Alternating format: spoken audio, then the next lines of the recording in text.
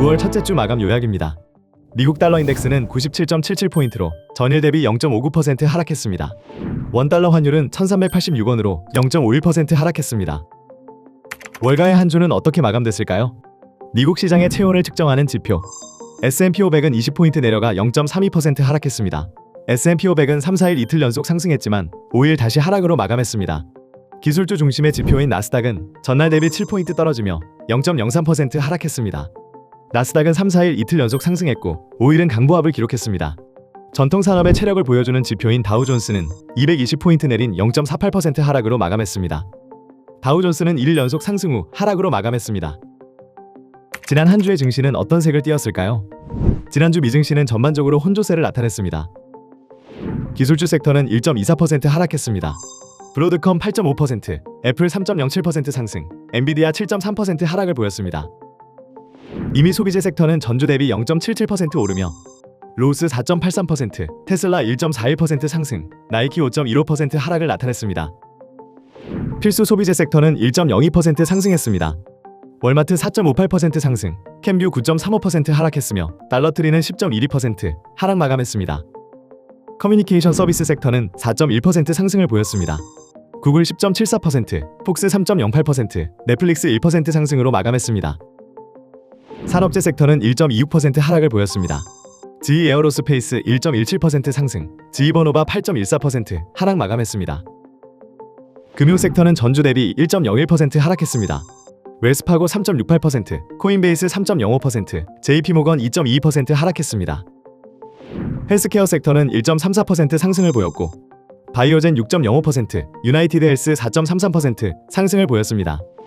부동산 유틸리티 등 기타 섹터 또한 다음과 같은 상승, 하락세를 나타냈습니다. 지난 한 주간 세 가지 주요 섹터는 4.1% 상승한 커뮤니케이션 섹터, 1.24% 하락한 기술주 sek터, 2.46% 하락을 보인 에너지 섹터였습니다. 섹터별 주요 종목을 통해 자세히 살펴보겠습니다. 커뮤니케이션 섹터에서 가장 상승폭이 컸던 5종목입니다. 구글, 폭스, AT&T, 옴니콤, 파라마운트 순으로 높은 상승을 나타냈습니다. 커뮤니케이션 섹터는 11개 주요 섹터 중 가장 강한 상승률을 기록했습니다. 메가캡 기술주 강세와 더불어 금리 인하 기대감이 투자 심리에 긍정적으로 작용한 것으로 평가됩니다. 특히 구글의 호재가 섹터 전체를 견인했으며 연방 법원의 브라우저 결정이 시장 불확실성을 해소했습니다. 구글은 주간 11% 급등으로 사상 최고가를 경신했습니다.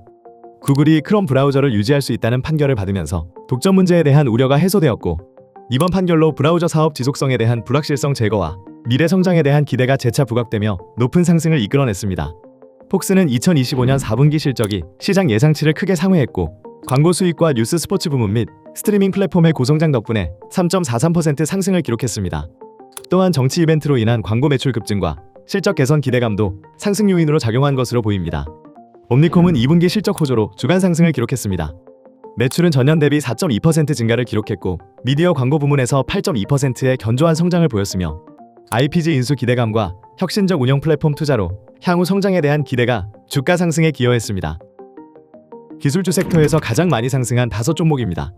오토데스크, 웨스턴 디지털, 시게이트, 브로드컴, 마이크론 순으로 높은 상승세를 나타냈습니다. 오토데스크는 강력한 2분기 실적 발표와 애널리스트들의 긍정적인 반응으로 높은 상승을 이끌어냈습니다. 특히 고성능 데이터 센터 수요 기반의 AI 관련 수요 확대가 주된 성장 동력으로 작용하였고 로열 뱅크 오브 캐나다 등 기관 투자자들의 지분 확대 움직임이 확인되면서 단기 모멘텀 지속 가능성에 대한 시장의 기대감이 높아졌습니다. 브로드컴은 4일 발표된 실적과 신제품이 AI 수요를 재확인하며 매출 전망을 상향했습니다. 또한 지난 5일 신규 고객으로부터 100억 달러 규모의 주문을 받았다는 소식에 주가가 약 9.4% 급등했으며 오픈 AI로 추정되는 이 주문은 향후 수익성 및 AI 매출에 극적인 영향을 줄 전망으로 평가되고 있습니다. 마이크론은 디램 제품의 가격 회복과 강한 실적으로 인해 4분기 가이던스가 상향되었습니다.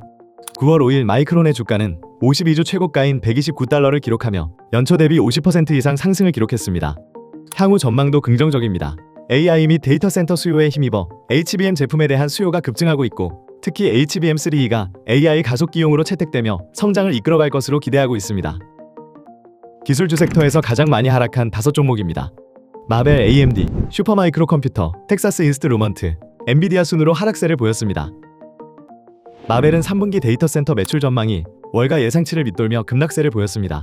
이는 보수적인 3분기 매출 가이던스와 고객사인 마이크로소프트와 아마존의 신규 인프라 투자 둔화 우려가 반영된 것으로 평가됩니다.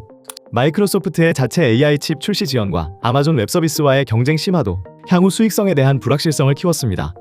AMD는 AI용 데이터 센터 매출 성장이 전분기 57%에서 14%로 크게 둔화됐고 중국을 포함한 주요 시장에서의 판매 재개 불확실성이 지속돼 차익 실현 매물이 출현했습니다. 뿐만 아니라 시포트 리서치의 등급 하향 소식과 브로드컴과 오픈AI의 연계 가능성이 보도되면서 전체적인 약세를 보였습니다. 또한 마벨 등 일부 반도체사 가이던스 이슈가 업종 전반으로 확산되며 주가 하락으로 이어졌습니다. 엔비디아는 미국 정부의 대중 수출 규제 강화로 인해 매출 손실 우려가 크게 증가했습니다. 장기적으로도 화웨이 등 중국 로컬 경쟁사들의 AI 칩 기술 경쟁이 심화되어 엔비디아의 시장 점유율 압박이 예상되고 있으며 전체 기술주 약세 및 글로벌 불확실성, 공급망 문제와 RTX 50 시리즈의 제품 이슈도 주가 하락에 영향을 끼쳤습니다. 오늘도 현명한 투자가 되시길 바라며 더 나은 인사이트를 담아 다시 인사드리겠습니다. 감사합니다.